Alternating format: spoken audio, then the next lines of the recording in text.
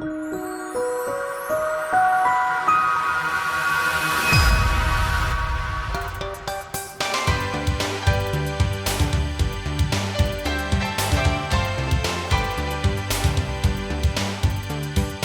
want to welcome everybody here on this blustery day this is going to have our Arctic vortex moment today, I think, or something, whatever.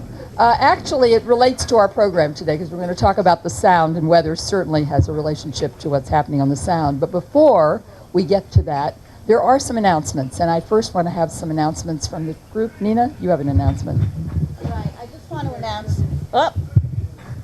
to announce that the CRC's annual fundraising gala is a week from this Thursday, which makes it the 21st.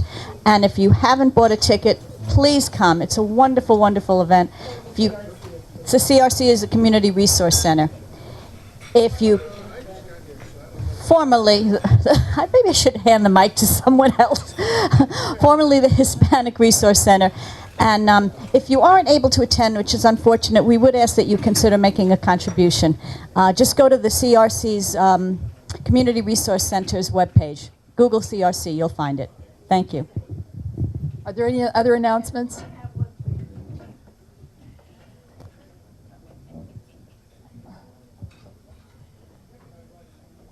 Thank you. The Interfaith Organization of Mamaroneck and Larchmont invite you to be sure to come to our annual Thanksgiving service, and it will be on Wednesday, November 20th at 7:30 p.m. at the St. John's Episcopal Church. Excuse me? 7. All right. Sorry. 7 o'clock on November 20th at St. John's Episcopal Church. So please come out and join us. Thank you. Thank you. Anything else? Any other announcements? Okay. Jeff, for our tidbits.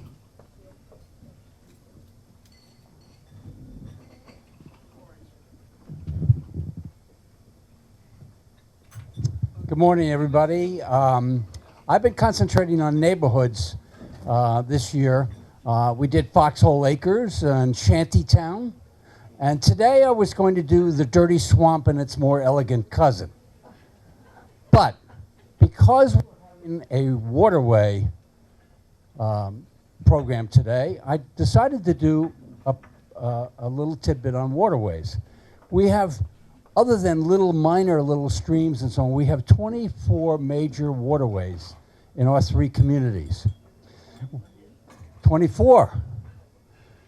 3 ponds, 4 harbors, 2 sounds, 1 lake, 1 reservoir, 1 stream, 1 brook, 3 rivers, 3 creeks, 3 coves, 1 inlet, and 1 bay. Now, I'm not going to give you a background on each one of them. I will name them, but I want to concentrate on the first one, which is 3 ponds. Does anybody know what the 3 ponds are? This is one of my favorite quiz questions. Keith? No. That's it. You wanted to add that. We had this discussion every time I do this. Jane? Yes. Premium Mill Pond is one. And I always say we are bookmarked by 2 ponds, 1 on each end of our communities.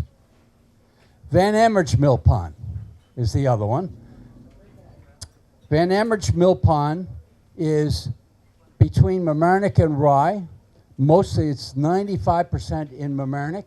It's between the Nature Conservancy, Shore Acres in that area. It's an absolutely wonderful place. If you go down Taylor's Lane or go into Greenhaven, you'll see Van Emmerich Mill Pond. It is, Van Emmerich was the guy that gave a lot of money to the Mamaroneck Library. I think he gave the land. Yes. Okay. The Premium Mill Pond was at one point the largest mill for flour in the United States, and exported to France and was extremely active. Premium Mill Pond is down by Red Bridge, which in my lifetime was never red, and is fed by Premium River. So, harbors. We have Larchmont Harbor, Horseshoe Harbor, Mamaroneck Harbor, and Mamaroneck Harbor. Now that's something you don't know about because Mamaroneck has two harbors. Everybody calls them the East Basin and the West Basin, but actually the East Basin is technically Mamaroneck Harbor, and the West Basin, all the way out to the Sound, is Mamaroneck Harbor. We have one lake. Anybody know what that lake is? It's actually, everybody calls it a pond, but it's really a lake, or the name is a lake. Jane, you should know this. It's in the unincorporated area. Pardon? No, it's the duck pond. The duck pond is Lake Sheldrake. Ah, no. You look on the maps. It's Lake Sheldrake. We got a lot of noisy people from the unincorporated here. One reservoir with a little slice of a reservoir by Westchester Joint Waterworks. One stream. And can anybody name the stream? It comes all the way from Scarsdale, crosses Griffin Avenue, has a street named after it in the unincorporated area. Valley Stream. We have one brook. Anybody know what? That's an easy one. Anybody know that? Pine Brook. Okay. And Pine Brook comes from the north end of New Rochelle and then comes down through all of those streets that nobody can figure out, Stuyvesant and Mayhew and Shadow and Rockwood and so on. And then it feeds into Premium River. And then we have three rivers. I just mentioned one. Premium, Sheldrake, and Mamaroneck. We have three creeks. Otter Creek is one, which is, oh, by the way, on the ponds, did I mention McGidd? McGidd is in the Nature Conservancy, Otter Creek Preserve, 35 acres of conservancy that folks ought to walk through. Otter Creek, which is alongside the Otter Creek Preserve and next to Mamaroneck Beach and Cabana. Guyon Creek, which starts out as Beaver Brook in Rye and then Stony Brook and then a lake and then under the Boston Post Road, and it feeds into Mamaroneck Harbor or the East Basin. Three coves. This should be easy. They're all in Larchmont Harbor. Two of them are in Mamaroneck. Pirates Cove, Delancey Cove. Pirates Cove was called the Big Cove, Delancey Cove was called the Little Cove, and in Larchmont Harbor we have Spanish Cove. We have one inlet, which is a tidal inlet, which is under some controversy these days. Prickly Pear, which is a tidal inlet on the grounds of Hampshire Country Club.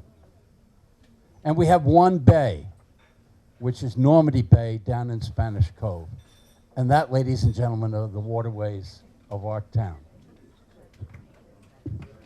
Thank you. Which makes us realize why there's so much flooding in our area, because we have all these pieces of water that are coming through our community. And now, without further ado, I'm going to introduce the program. And Helen, where are you? Helen Rafferty? There you are. Right. Good morning. Welcome, everyone. Thanks for coming. The theme of today's presentation is Long Island Sound, the jewel in our crown. We thought this was a very pertinent topic to bring up at the breakfast, given all the discussions that so many people and so many groups are having about what is changing in our communities. I've been here 30 years. That might still make me something of a newcomer. I don't know, feels like home, but I've been here 30 years, and the pace of life, the pace of everything here today is so different than it was when I moved here with my family. And there's so many factors in play: building, population growth, the kind of the exodus, it seems, of so many people from the city to communities like ours that have so many of the amenities of urban life, but the charm of a quiet village or town.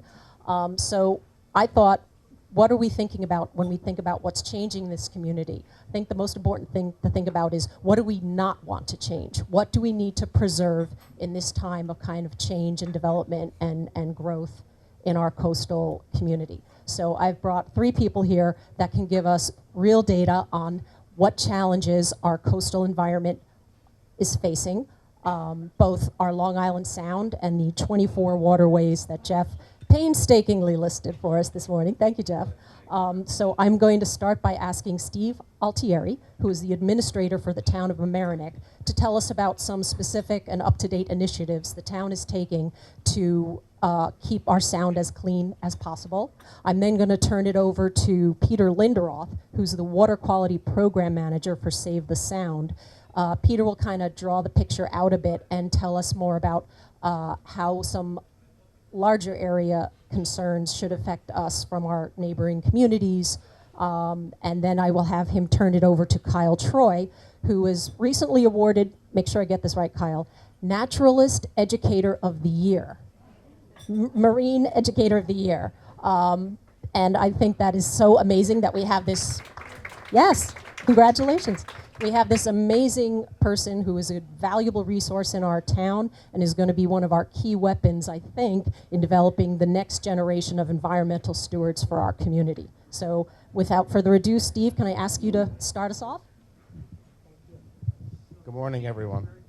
So I did not arrange the weather, but a rainy day is a perfect day to talk about what I think all of us are going to discuss.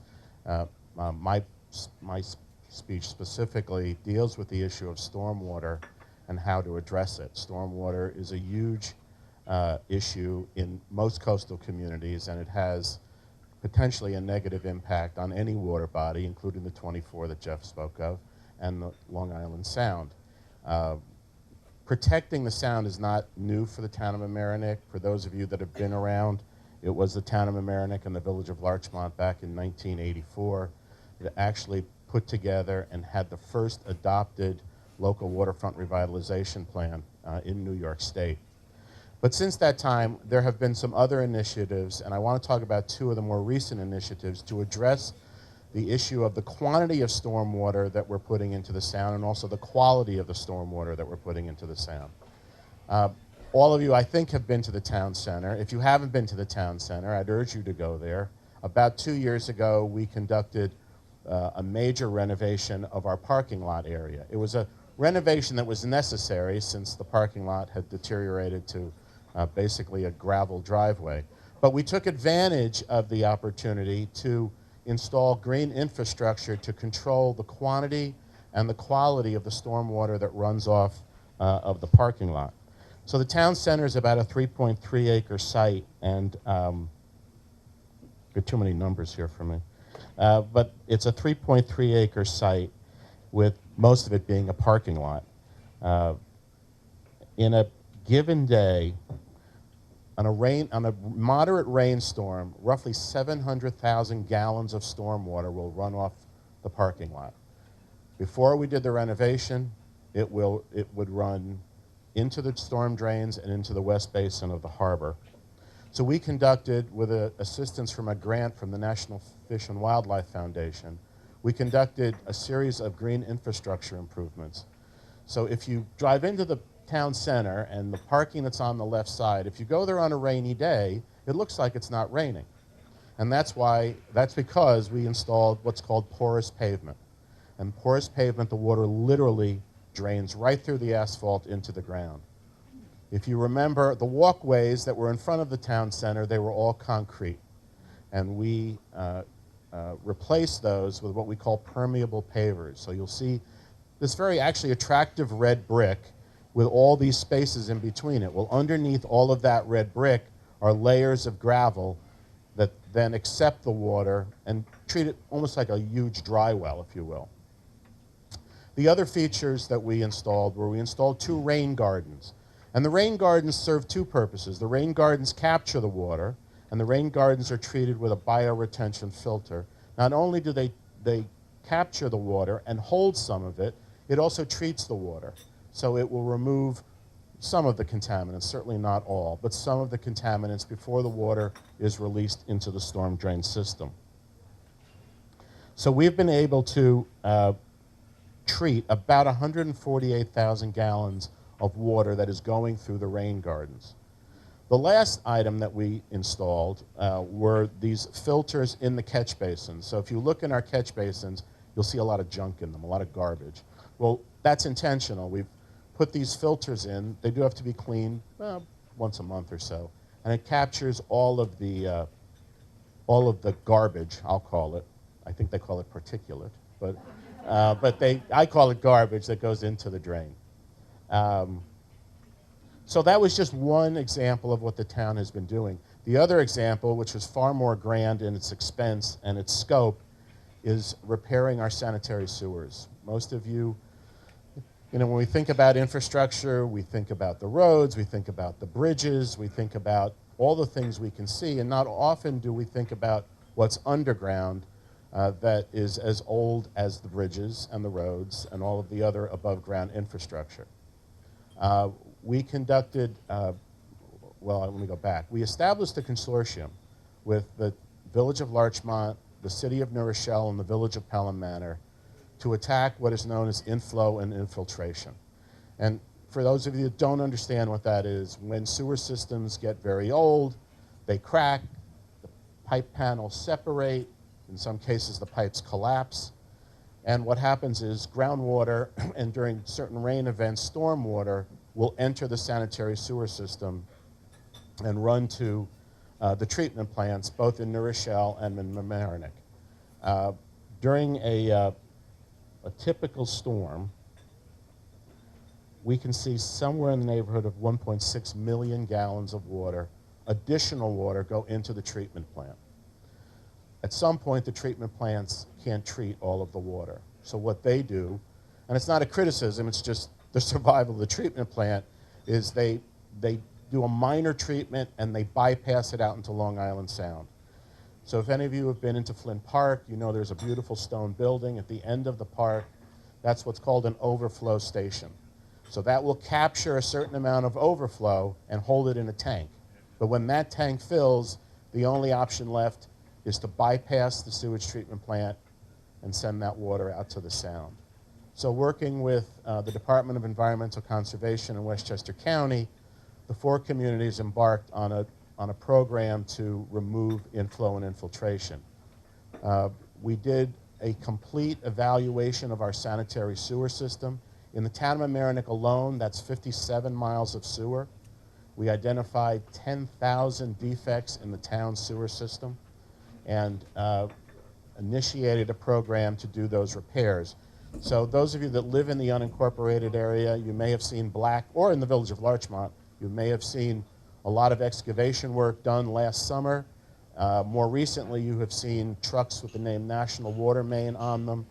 We conducted 2 types of repairs. The first was to go in, excavate, and repair pipes that were cracked, that beyond being able to be repaired. We replaced pipe, we regrouted manholes. We did everything we could to prohibit stormwater from entering the system. The second component is relining the sewers, and it literally is a hot liner that goes into the sewer line and actually creates a new sewer line within an old sewer line. And that's what's going on now. And all of that work in the 4 communities should be done by June or July. So what's that going to do? Well, our estimates are that it will eliminate about half of the inflow and infiltration, about $800 and some odd thousand of the inflow and infiltration. So now the bad news for all of us is, where does the rest of the inflow and infiltration come from? Well, that comes from our homes, businesses, and all of those older homes that have service lines that may at this point be corroded, partially collapsed, and corroded to not corroded to a point where they back up into your home, but corroded to a point, excuse me, where you have water inflow into the service line and then into the town's sewer line. Well, what has the town tried to do about this? We have on the books a law called the illicit discharge law. So when you sell your home, or when there's any transfer of property, we send an inspector into the home, and we look for, obviously we can't inspect your service line, but what we do look for is intentional interconnections into the sanitary sewer. So we'll look for sump pumps, we'll look for gutters and leaders, we'll look for driveway drains, drains in backyards, anything that may introduce stormwater into the sanitary sewer system, which under state and local law is illegal. So these are just a couple of the things that we've been trying to do to reduce the amount of stormwater that finds its way into the sound. We will probably, in the next couple of years, have to take a look specifically at the residential service lines to see what we can do. There are alternatives where there have been grants made available to property owners to help repair their lines. But all of this has a way of improving the quality of water, the sound, by us holding back and in some cases treating that storm water that, that otherwise would be contaminated with whether it's oils off the street, chemicals on the street, and hopefully what we've done is we've eliminated a large portion of that here in the town. So thank you.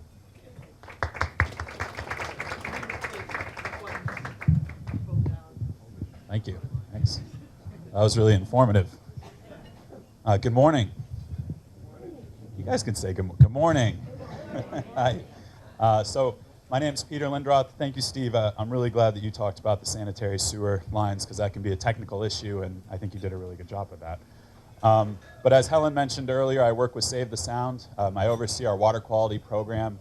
Honestly, it's really a wonderful fit for me. I grew up on Long Island Sound, as I'm sure many people in this room did. I grew up one county over, going east in Fairfield County. But I really developed a really strong appreciation for Westchester County. I've been working in the county for years now. We have an office right up the road from here. And just working at Save the Sound, I just wanted to just start with it's just a great place for me to be. I really enjoy it. You know, we're called Save the Sound, but really we're out to protect and restore the sound. I think that kind of sums us up a little bit better than just saving. That'd be a really long name, protect and restore Long Island Sound. So we just call ourselves Save the Sound. We do that in a multitude of different ways. There's a lot of different facets to our work. I oversee, like I've mentioned, the water quality program. We also have a full legal department. We have a whole department that works on green infrastructure, which ties into stormwater. That's intercepting stormwater before it makes its way to those 20, how many was it? 20 what? That was quite the quiz. I obviously failed. It was like 24 waterways or something. I was trying to keep up. But green infrastructure, and we also have a full department that works on climate change and advocacy and just protecting the environment. So pretty interesting organization. We passed around some sign-up sheets. I'd really encourage you to sign up if you want to hear more about all the different types of work we do, and specifically in the county if you'd like, in your backyards. So Helen sent me an email before I got here asking about some of the biggest threats to Long Island Sound. And I think maybe I'll start with the sound proper, the open sound, and then bring it back to local.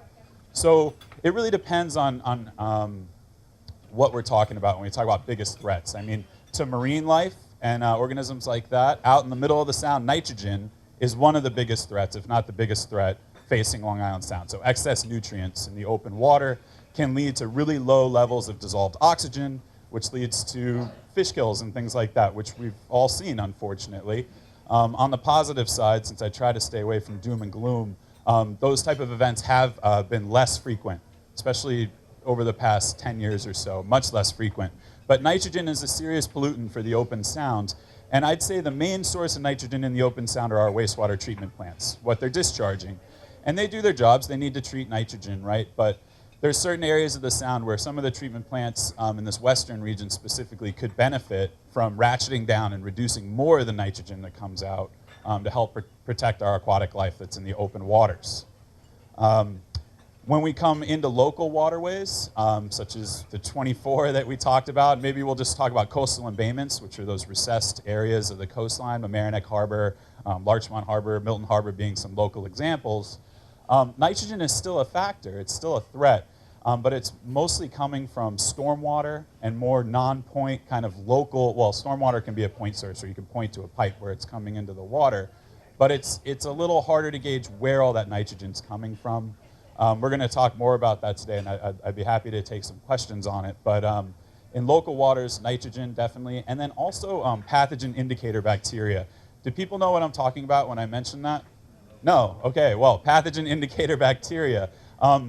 Those are bacteria that are used in the water sampling field to be sort of a surrogate for viruses that might be in the water associated with untreated sewage in some cases. So it's sort of how we track where untreated sewage could be entering waterways. Of course, other organisms produce it too. Any warm-blooded organism, really. So deer, raccoon, geese in particular can be a big threat with that too. But for local waters, these bays and harbors, I'd say nitrogen and pathogen indicator bacteria. You can also call them fecal indicator bacteria, but I don't like to start with just dropping the F word nonstop. Yeah, not at breakfast either. So two of the bigger threats to Long Island Sound, and I'm going to talk a little bit about how we characterize those threats now. So specifically in the water quality program, though my comms team has me versed enough to answer some basic questions on legal and other things, but our water quality program, we're in the field doing monitoring. So we have 63 locations from Greenwich through Westchester County down into Queens, around the bend into Queens, I should say, where we monitor weekly for pathogen indicator bacteria. We have about 24 volunteers that help us out with that effort. And we can identify hotspots, say in Mamaroneck Harbor or Milton Harbor, Blind Brook. We can identify some hotspots where the bacteria levels are higher than other parts of the waterway. And we share those data with municipal leaders like Steve and Nancy, but also all the other municipalities that we're sampling in. And we'll say, hey, look, it looks like you have a problem here. We'd recommend you send out your Department of Public Works or your health department to go inspect it some more and try to find what's the source of that hotspot of bacteria. Occasionally, like my team and I were just out a couple weeks ago actually at Beaver Swamp Brook. That's been, for people that live in the village and in that area, they know Beaver Swamp Brook has been on plenty of water quality agendas over the years. And certainly 5 years of our data show it has some issues with bacteria.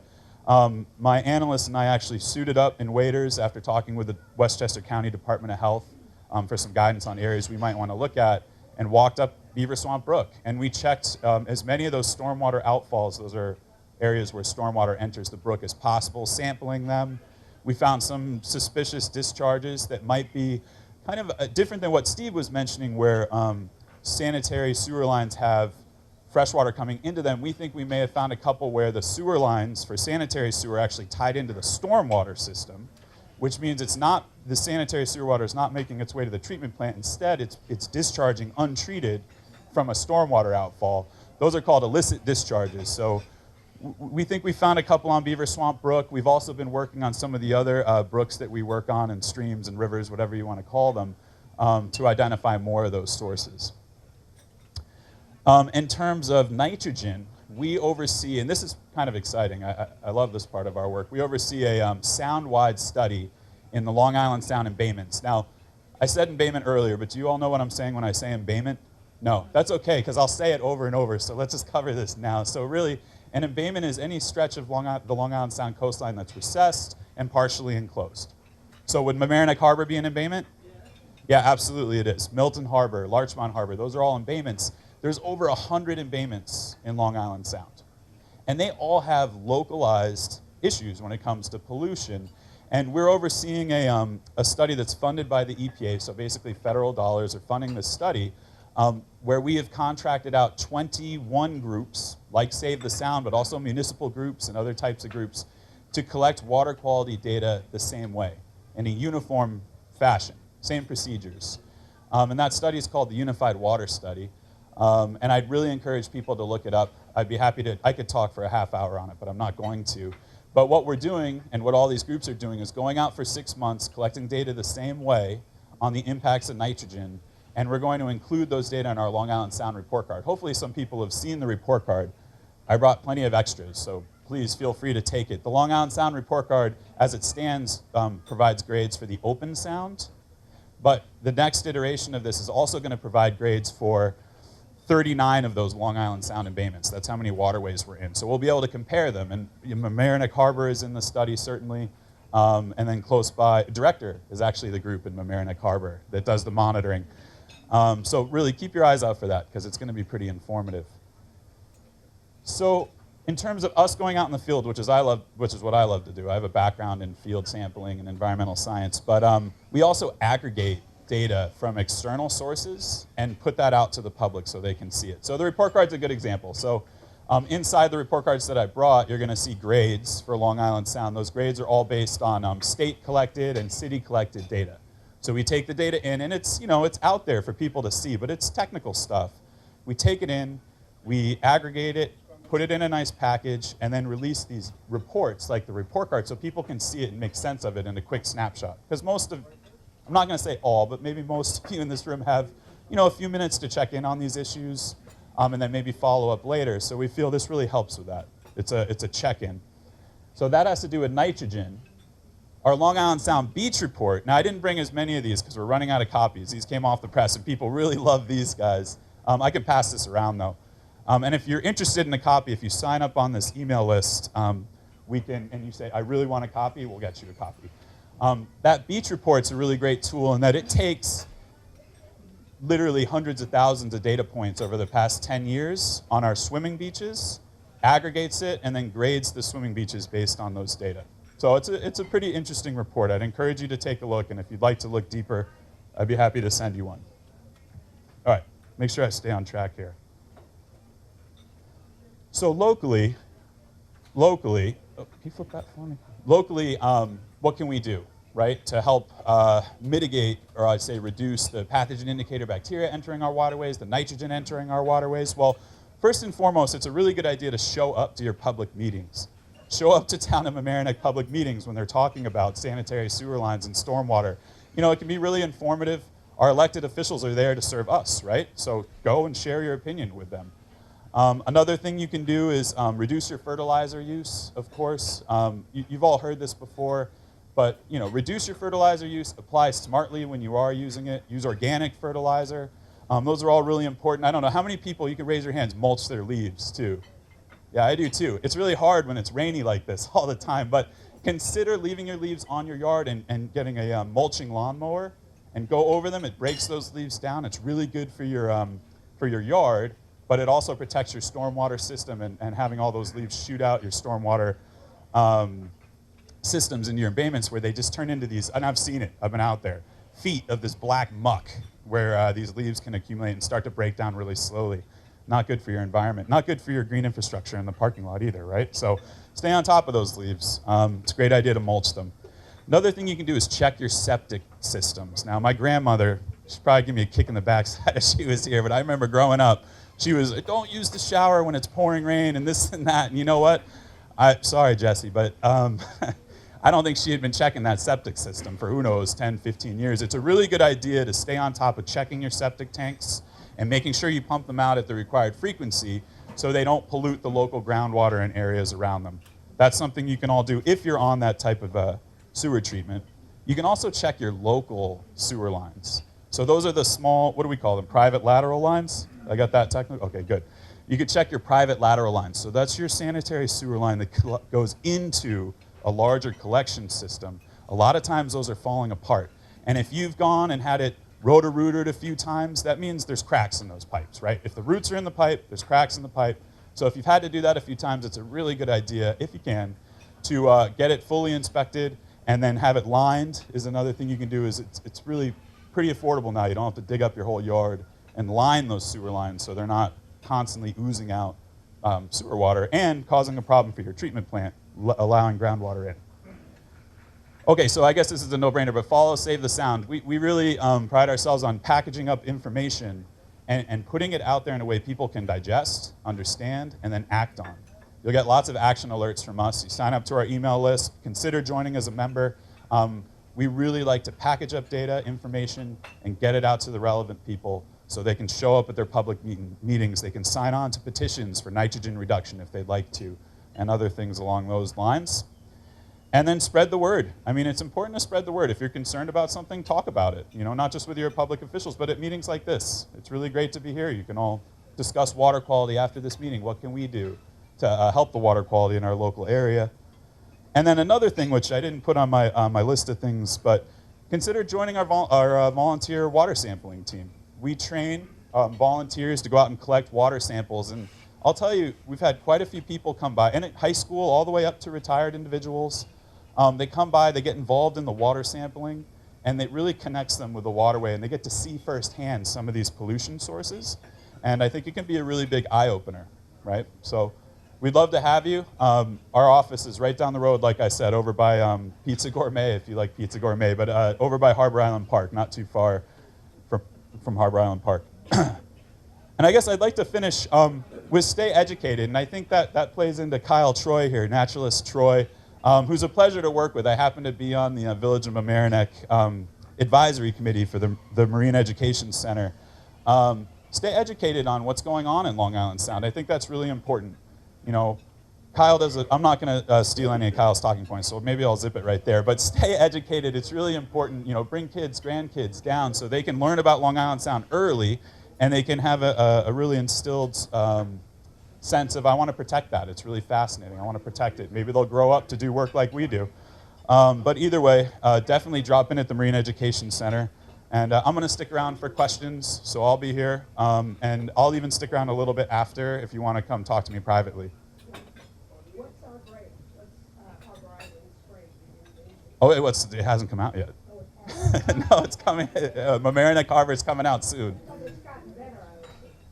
We could chat a little bit more about that in the question and comment phase. But we do have 3 years of data on Mamaroneck Harbor. Just the fact that we have an office here meant that it was subject to our pilot of that study in 2016. And before we passed it on to director and moved to some other embayments, which we're happy to do, we've done 3 solid years. So you're going to see Mamaroneck Harbor in the report card. All right, Kyle. All right. Hi everyone, I'm Kyle. I'm a little sick and I smell like skunk, so I apologize. I literally just got sprayed by a skunk, so I apologize. And that's what I'll talk about. It had a cup stuck over its head. It wanted a McFlurry apparently, so I tried to get it off. Oh, sorry. Okay, so I'm Kyle. I've been a field biologist for 14 years before getting hired on by the Village of Mamaroneck. I'm passing out my newsletter for November, so this is just a little bit of what happened in October at the Marine Education Center. So what we do at the Marine Education Center, it's down in Harbor Island Park when you pass the parking booth. It's on your left. It's a small little building. Everything in the building is I get from the harbor. It's all local. Everything in the microscopes is all local. I won't talk a lot, but everything is returned now, but I open in April. It's April to November right now until I get the building winterized. So what I do a lot of school groups come down, so all of October was the high school, and I call it Girl Scout and Boy Scout groups month. So all the Girl Scout and Boy Scout come in October. And throughout the year. During the winter, I go out and see the groups. And in the summer, I do camps for kids, and it's also open to the public. So what I'm doing now, a big thing I'm doing now is I'm fundraising for a shark tank for the center, and that will be in the middle of the center. And that will be touchable sharks and skates from the Long Island Sound, from the center. I'm also working with Eagle Scouts on floating wetlands, so that's a big project for me. So a lot of the floating wetlands have been destroyed from development. A lot of the native wetlands have been destroyed from development. So what we're doing is we're making 6 to 10 floating native wetlands. So what the wetlands do is help with pollution. They also give habitat to a lot of the native animals. And I got the concept from the National Aquarium down in Baltimore. They actually donated most of the products that we're using. Their wetlands you can walk on. Ours will be a little bit later than that, but we're going to start building next week. And those will be very good for water quality. We're also doing microhabitats underneath them. And those will show what animals live in the wetlands as well as in the native oyster reefs. So a lot of the oyster reefs that you see are not, you're not allowed to eat anymore. That's a big thing for people, is eating them, but they're also extremely important to water quality. They, if any of you guys don't know, Oysters are filter feeders, so they help clean the water. So a lot of these oysters no longer can do their job. So what hopefully in the future the oysters will begin to do their job again. So what these oyster habitats will do is hopefully grow spat, which is baby oysters.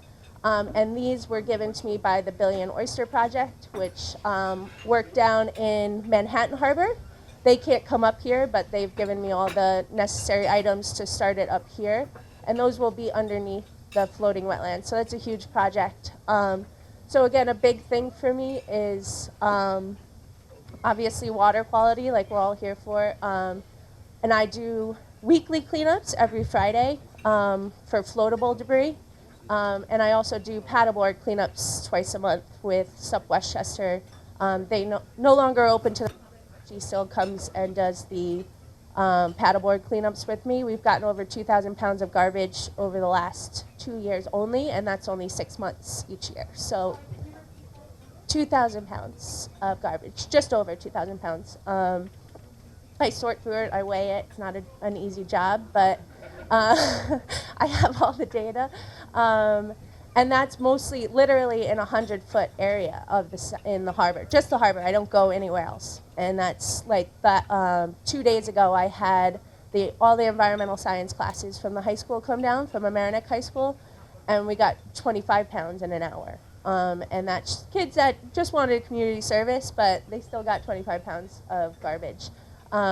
And the week before that, I had the National Honor Society, and we got 45 pounds. So it's not like I go every couple of weeks. It's literally every week I get pounds and pounds of garbage. And like today, I did get sprayed by a skunk trying to get a cup off his head.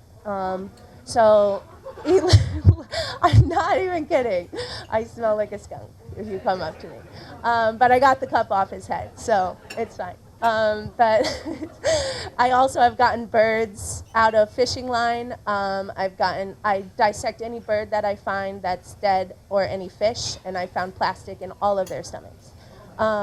So it's a huge thing for me. It's not my only thing. I love the Long Island Sound. I came here from California as the head restoration biologist out there with steelhead trout. So they brought me on here for education because it was a huge deal for me, even though I've always been a field biologist. I think education's a huge deal. If you come down to this center, I'm very enthusiastic. I'll talk your ear off about an eel for half an hour, but it's really important that every age knows what's going on. It's your backyard. That's what I tell everybody. I have kids that come in and they're asking why we're talking about the lake. And I'm like, this is an estuary. It's a huge deal in the whole world. Like, there's not many estuaries out there. So, and you have 1,200 finfish, you have migratory birds, you have horseshoe crabs, which are extremely important to all of us, and a lot of people don't know, but all of our intravenous drugs are tested by horseshoe crab blood, and their populations are declining because of water quality. It's a huge deal. I'm not going to talk, I know everyone's eating, I'm not going to talk forever, but I'll take questions, and if you want to talk to me after, and I'll be down at the center, but everything that we do affects the Long Island Sound, and everyone asks me what you can do, and I say reduce. If you're going to get that plastic bottle of Coca-Cola, don't. It's not that hard to resist. Everything comes, you could get a container now for everything that's reusable. So that's me. So come down to the center, the Marine Education Center, down to in Harbor Island Park. All right.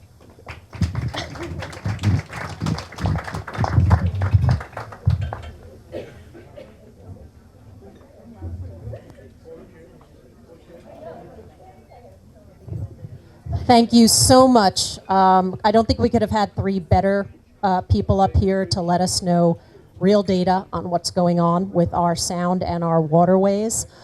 We'd like to open up the floor to questions. If you have any kind of question, as long as it's about the coastline and the waterways, please let us know. For them, okay.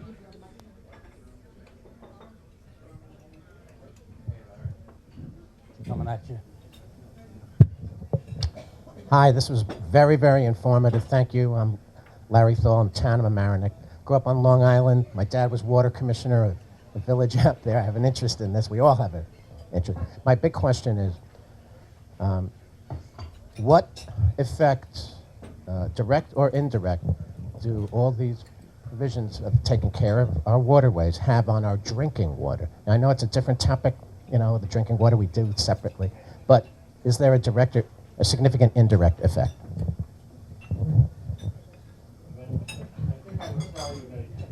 Oh, sorry. Boy, a lot of people giving me orders here today. Stand up, get it.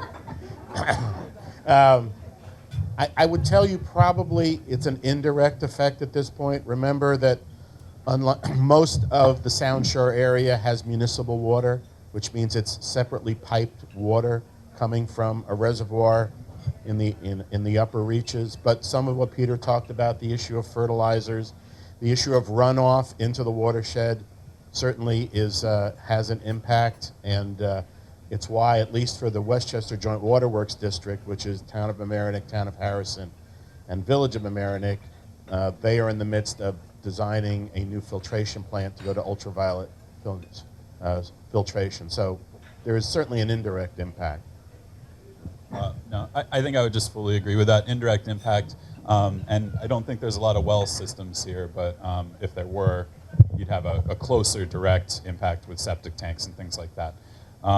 But you know, it's all water, and as we know, everything's connected in some way or another, so there's going to be some crossover. I just want to ask you all, particularly Save the Sound, if you're carefully monitoring, for example, what's going on David's Island. For example, I want you to know that in the 1990s and the 80s, we fought off a nuclear power plant on that island. I mean, a lot of people don't know the history. We fought off a nuclear power plant, and then we fought off Donald Trump, among others, and Xanadu, and we spent a lot of time and a lot of money, and Nita Lowy is responsible for giving us a lot of money to clean up the Sound, so we owe Nita a debt of gratitude, and I want to make sure that you all are watching very carefully what goes on over there. Yeah, we do. Part of what we do is receive reports, such as what's happening on Davis Island or any other development, and there are times when we'll act and we'll get involved as well. So we have been following Davis Island and other areas as well. And if you have some new information, you can send it to us, and we'd be happy to review it too. Thank you. Kyle, can you tell us what is in the garbage that you're collecting that we should maybe be concerned about? Yeah. Well, one of the my last cleanup, I got 116 plastic bottles in one cleanup. But a big thing, and I actually have to now tell kids or anybody that comes, is syringes. Syringes are everywhere. I find a ton of syringes. The police have to come down. If you touch them, the ambulance, it's a whole big thing. And then also those new, I forget what they're called, those smoking devices. Vapors, yes. Those little caps for the vapors are everywhere. So those are the microplastic. That's extremely bad, yeah. Another thing with trash, Save the Sound, it's not my direct department, but we organize a coastal cleanup effort. And if you would like, you should take a look. I don't have the stats on the top of my head, so I'm not going to go ahead and just reel off some numbers. But I do believe that cigarette butts and then broken down plastic pieces are up at the top of our list, and they have been in terms of what people are finding on the beaches when they're cleaning up their beaches. Syringes, though, that's pretty creepy that you're finding those locally. But yeah, please take a look, and that's a federal part of a federal program, so you can actually see how we stack up Long Island Sound compared to other areas of the nation. Question either for Peter or Steve, I think, in terms of new building in our communities. Is Save the Sound involved in working with our municipalities to decide what rules are made in terms of how much can be built, how much permeable versus impermeable surface is allowed at any project, and do different types of projects have different rules in terms of ratio of permeable surface, square footage, setbacks, so and so? Just kind of how does an awareness of the fragility of our marine environment impact decisions that our municipalities are making about what can be built?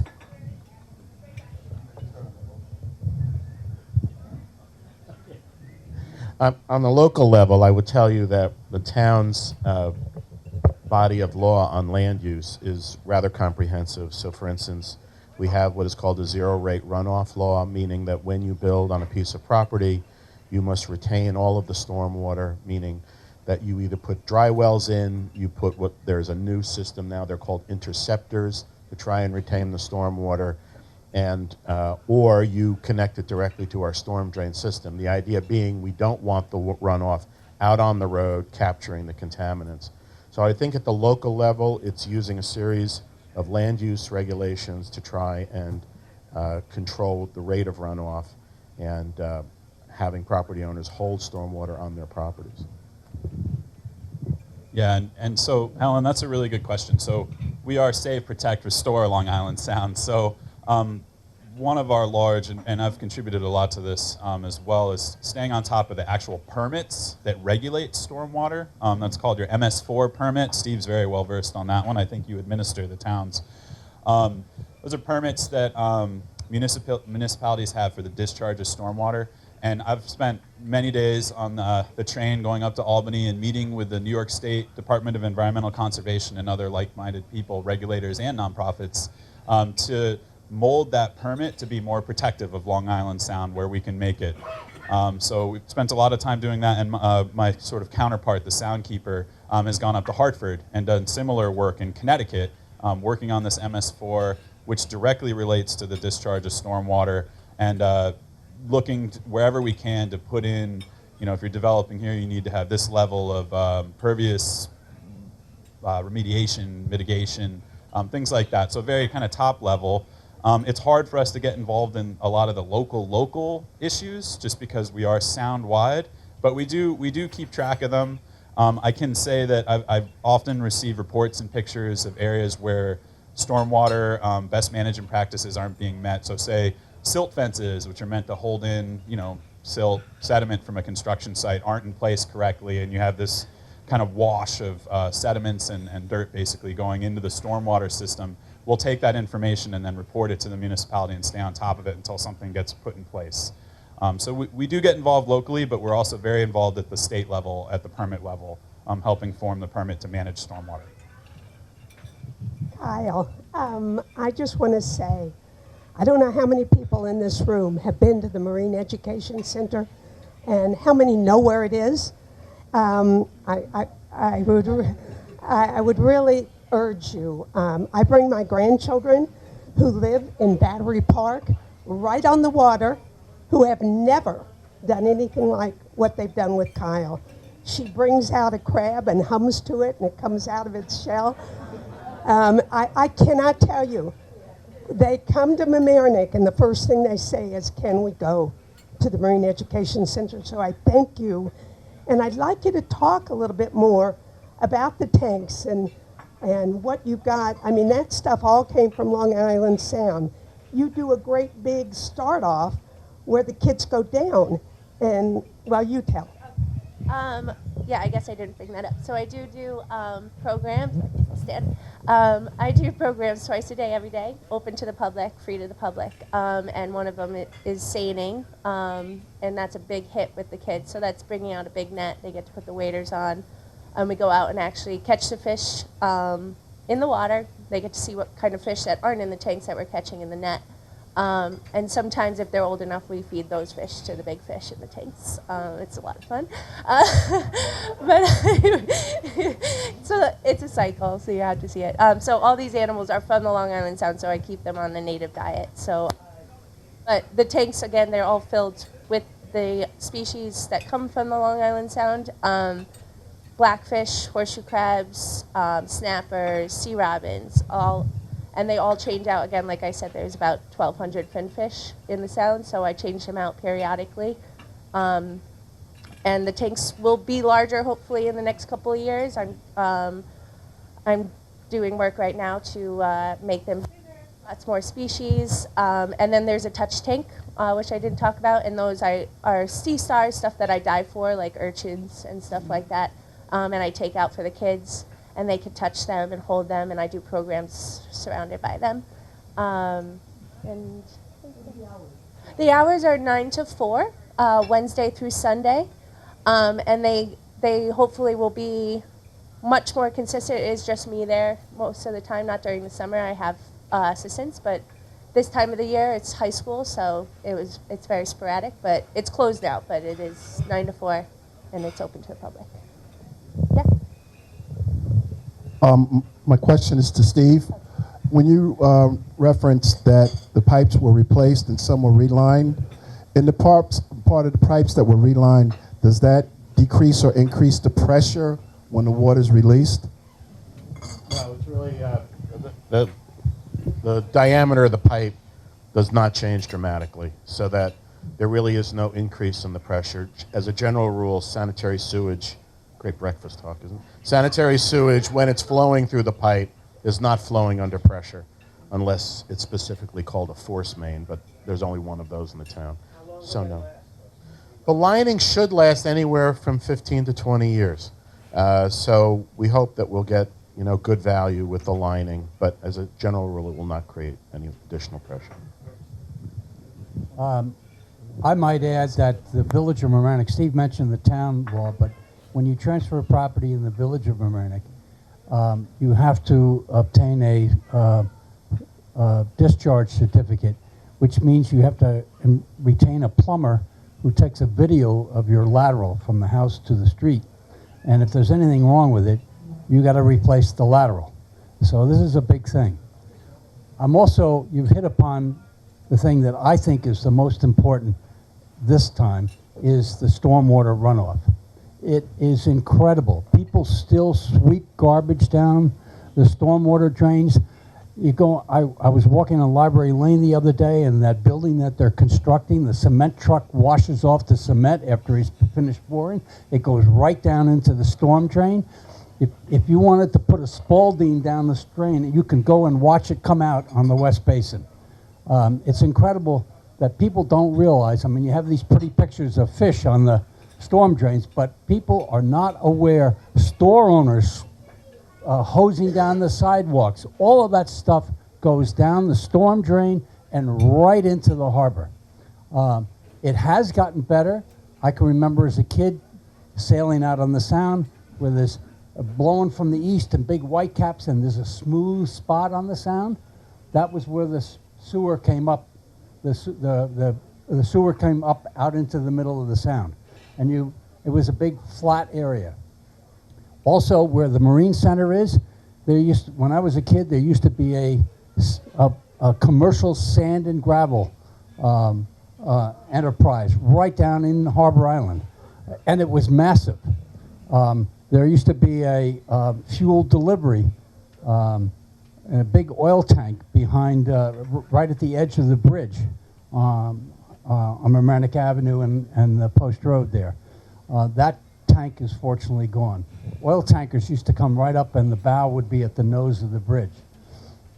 My father was born in Mamaroneck in 1900 and lived on Prospect Avenue, and he told me of all of the stuff that was in the harbor and all of the commerce that came in.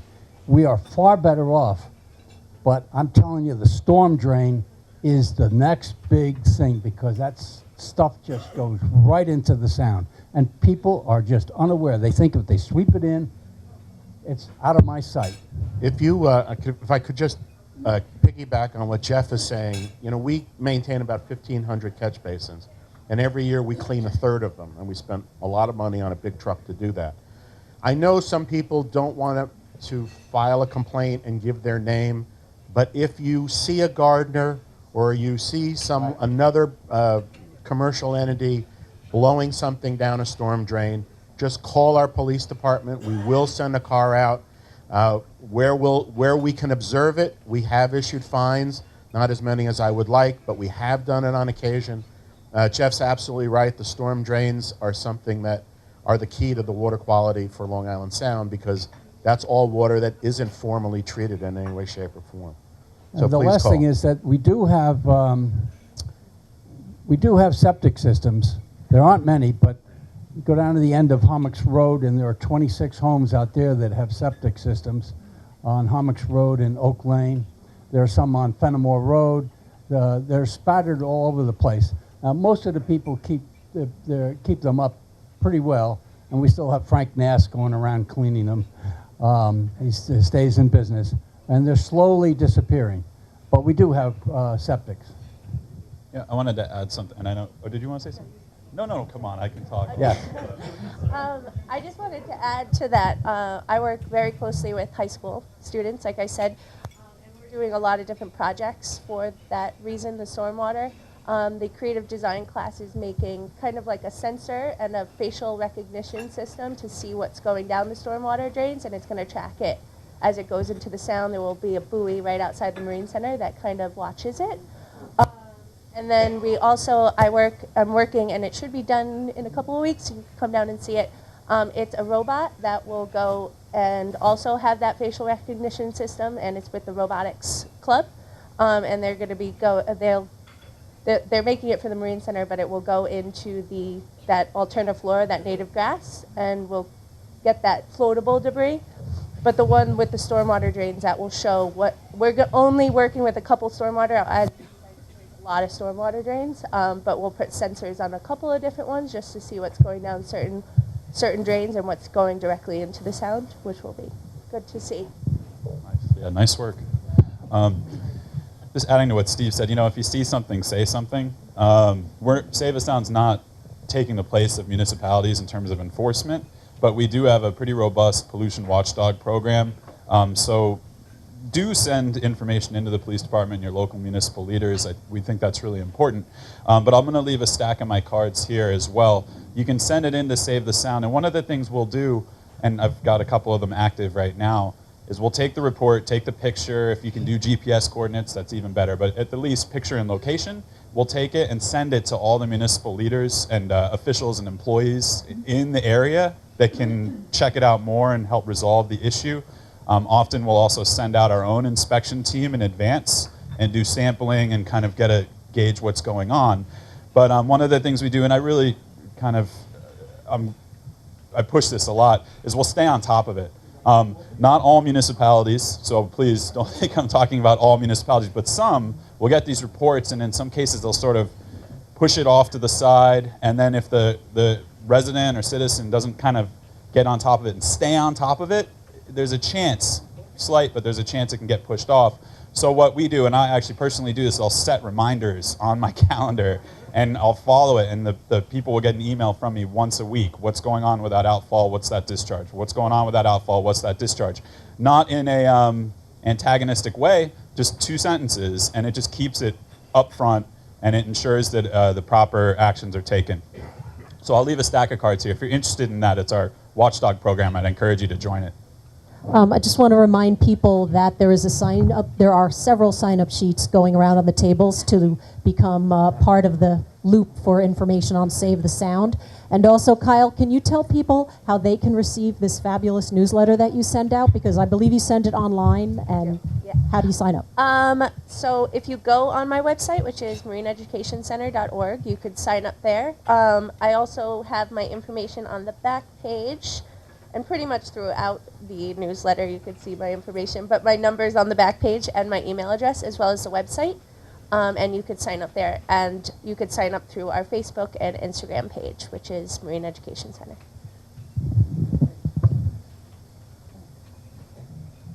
Are there any other questions? Any other questions?